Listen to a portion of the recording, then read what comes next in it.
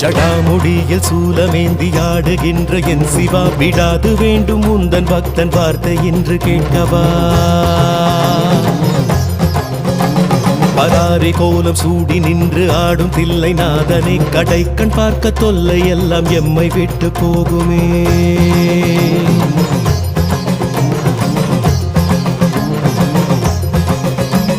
உடுக்கை சத்தம் கேட்டு விட்டு சொக்கி போகும் வேளையில் அடுக்கடுக்கு துன்பம் யாவும் ஓடி போகும் மூலையில் ஜகம் நடுங்க ருத்ர தாண்டமாடுகின்ற கூத்தனே பயம் ஒடுங்க எங்கள் நெற்றி தீண்டி போக வேண்டுமே